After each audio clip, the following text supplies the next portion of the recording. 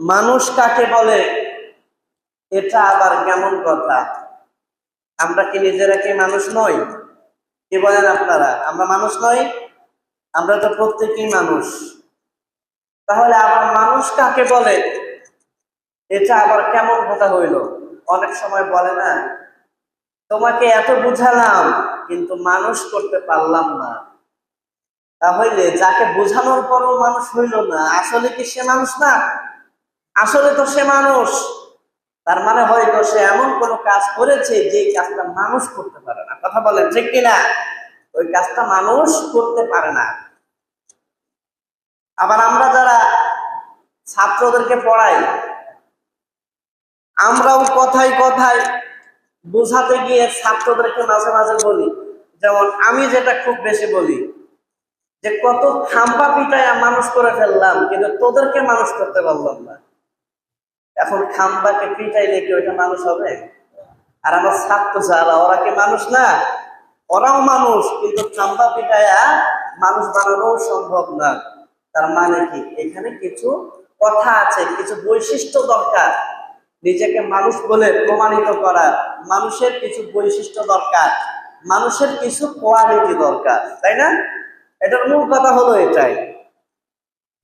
মুসলমান ভাইরা আমার, বন্ধুরা আমার, এই পৃথিবীর বুকে আল্লাহ রাব্বুল আলামিন প্রায় 700 কোটি মানুষ এখন বর্তমানে জীবিত রেখেছেন। আল্লাহ রাব্বুল আলামিন এই পৃথিবীর মধ্যে মানুষ পয়দা করেছিলেন দুইজনের মাধ্যমে। সর্বপ্রথম আল্লাহ রাব্বুল আলামিন মানব জাতির সূচনা করেছিলেন, সৃষ্টির সূচনা করেছিলেন মানব জাতির পিতা হযরত আদম আলাইহিস সালাতু ওয়াস সালামের মাধ্যমে। ওনাকে সৃষ্টি করার পর কিছুকাল পরে তার শরীরের একটা অংশ থেকে আল্লাহ তাআলা বানাইলেন আম্মা জান হযরত হাওয়া আলাইহিস সালাতু ওয়াস সালামকে।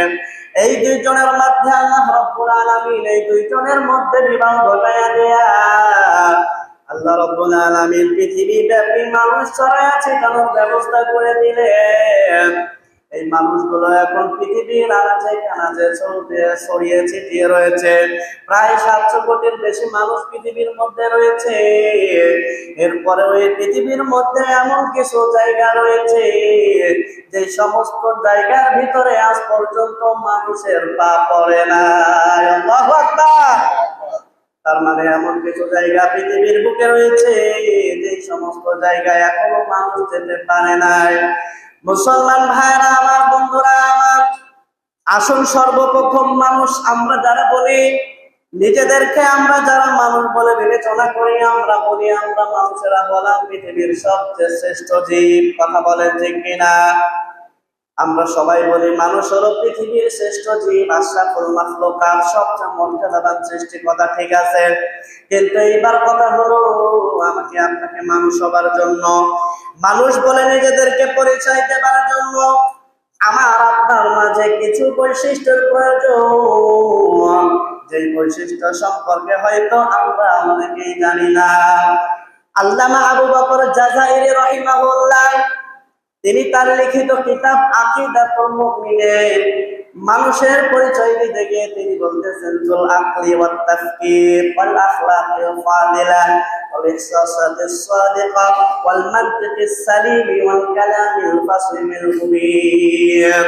মুসলমান ভাইরা আমার, বন্ধুরা আমার, আল্লামা আবু বকর জাযাইরি রাহিমাহুল্লাহ তার লিখিত কিতাব আকিদাতুল মুমিনে মানুষের পরিচয় দিতেছেন, মানুষ হলো এমন একটা জীব, যেই জীবের বিবেক থাকবে, যেই জীবের মধ্যে বুদ্ধি থাকবে, তাফকির, যেই জীবের মধ্যে, যে সৃষ্টির মধ্যে চিন্তা ভাবনা থাকবে।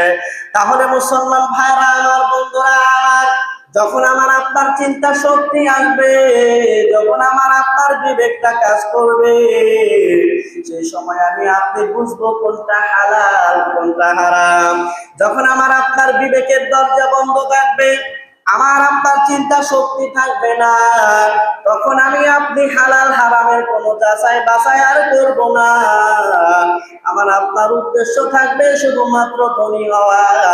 কিন্তু যখন আমার আপনার চিন্তা শক্তি কাজ করবে, যখন আমার আপনার বিবেকের দরজাটা খোলা থাকবে, বিবেকের দরজা যখন আমার আপনার খোলা থাকবে, তখন আমার আপনার মনে শুধু এইটাই আসবে, আমি যেই পথে চললাম পথটা তো হারাম, আমি যেই পথে আসলাম এই পথটা তো হারাম, এই পথে তো আমার চলা যাবে না। কথা বলেন ঠিক কিনা? কিন্তু যখন আমার আপনার চিন্তা শক্তি কাজ করবে না, আমার আপনার বিবেকের দরজা যখন বন্ধ থাকবে, তখন আমার আপনার এই কাজটা কিন্তু আর হবে না। আমার আপনার উদ্দেশ্য শুধুমাত্র হবে একটাই, যেভাবেই হোক সম্পদ চাই, সম্পদ চাই, প্রয়োজনে চাচার মাথায় বাড়ি মারবো কিন্তু সম্পদ ছাড়বো না, আপন ভাইয়ের মাথায় বাড়ি মারবো কিন্তু সম্পদ ছাড়বো না। মানুষের উদ্দেশ্য হয়ে যাবে শুধুমাত্র তখন এটাই। এই জন্য আল্লামা আবু বকর জাযাইরি রাহিমাহুল্লাহ বলতেছেন, না, মানুষ সবার জন্য মানুষের বিবেক থাকা প্রয়োজন, মানুষ সবার জন্য মানুষের চিন্তা শক্তি খোলা থাকা প্রয়োজন। ওয়াল আখলাকিল ফাদিলা, নিজেদেরকে মানুষ বলার জন্য, উত্তম মানুষ সবার জন্য মানুষের অবশ্যই চরিত্রটা খুবই উন্নত হওয়া দরকার, মানুষের চরিত্রটা সুন্দর হওয়া দরকার। যে সমস্ত কাজগুলো মানুষ সমর্থন করে না, যে সমস্ত কাজ নিজের বিবেক সমর্থন করবে না, ওই সমস্ত হারাম কাজ থেকে, অসৎ কাজ থেকে, অশ্লীল কাজ থেকে মানুষদেরকে ফিরে থাকতে হবে। কথা বলেন ঠিক কিনা? মুসলমান ভাইরা আমার, বন্ধুরা আমার, এরপরে আল্লামা আবু বকর জাযাইরি রাহিমাহুল্লাহ বলতেছে, মানুষের অন্তরে সত্য উপলব্ধি থাকবে, মানুষের অন্তরটা হবে স্বচ্ছ, মানুষের অন্তরটা হবে একেবারে পবিত্র নির্মল, যেই জায়গায় কোনো মানুষের ক্ষতি করার কোনো ইচ্ছা থাকবে না, যেই জায়গায় মানুষের ক্ষতি করার কোনো ইচ্ছা থাকবে না। আপনাকে আমাকে সত্যটা বুঝে দিতে হবে। যখন একটা বিষয় আমার আপনার সামনে চলে আসছে, আমাকে আপনাকে দেখতে হবে সত্য কোনটা আর মিথ্যা কোনটা, আমাকে আপনাকে সত্যের পথে থাকতেই হবে, আমাকে আপনাকে মিথ্যার পথ ছাড়তেই হবে। এরপরে আল্লামা আবু বকর জাযাইরি রাহিমাহুল্লাহ মানুষের পরিচয় দিতে গিয়ে বলেন, ওয়াল মানতিকিস সালিম, মানুষের কথাগুলো ভালো হবে, মানুষের কথাগুলো সুন্দর হবে, মানুষের কথাগুলো নিরাপদ হবে, যে কথা দিয়া কারোর অন্তরে কেউ কোনদিন আঘাত করবে না, যেই কথা দ্বারা মানুষের অন্তরে আঘাত দেওয়া হবে না, মানুষের কথা হবে সেই রকম কালামিল ফাসিহিল মুবিন, মানুষের কথাগুলো হবে একেবারে সুস্পষ্ট, মানুষের কথা হলো একেবারে শুদ্ধ ভাষা, যেই কথা বোঝার জন্য কারোর কোনো কষ্ট হবে না। আল্লাহু আকবার। তাহলে দেখেন, মানুষের পরিচয় দিতে গিয়ে আল্লামা আবু বকর জাযাইরি রাহিমাহুল্লাহ তিনি যে বললেন, কথাগুলো কিন্তু দেখবেন প্রত্যেকটা কথা কিন্তু যুক্তিসঙ্গত। এবং যে কিতাবের নাম বললাম আকিদাতুল মুমিন, এটা লেখা হয়েছে আজকে থেকে না হলো 800 বছর আগে।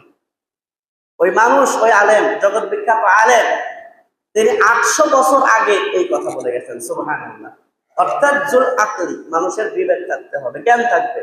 ওয়াতাফকির, মানুষের চিন্তা শক্তি থাকতে হবে। ওয়াল আখলাকিল ফাদিলা, মানুষের চরিত্র হতে হবে সুন্দর, চরিত্রের ভিতরে কোনো কদর্যতা থাকবে না, চরিত্রের ভিতরে কোনো খারাপিয়তা থাকবে না। ওয়াল ইহসাতাতিস সাদিকা, কোনো একটা বিষয় যখন সামনে আসবে তার অন্তর দ্বারা বুঝে নিতে হবে যে এটা সত্য না মিথ্যা, এটা তার উপলব্ধি থাকতে হবে। এটা একটু পরে বোঝাচ্ছি। ওয়াল মানতিকিস সালিম, সে কথা বলবে নিরাপদ কথা। আমি আপনি, আমার আপনার জিহ্বা দিয়ে মানুষকে অনেক কষ্ট দিয়ে ফেলি, এটা হয়তো বুঝি না।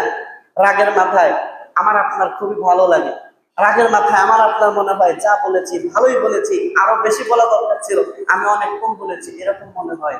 কিন্তু আসলে তার অন্তরটা তো ভাই ফেটে যায়। কথা বলেন ঠিক কিনা? এবং কথা হতে হবে সুন্দর, ভাষা হতে হবে সুন্দর এবং একেবারে শুদ্ধ ভাষা। এখন আমি আপনাদেরকে কথা শোনালাম,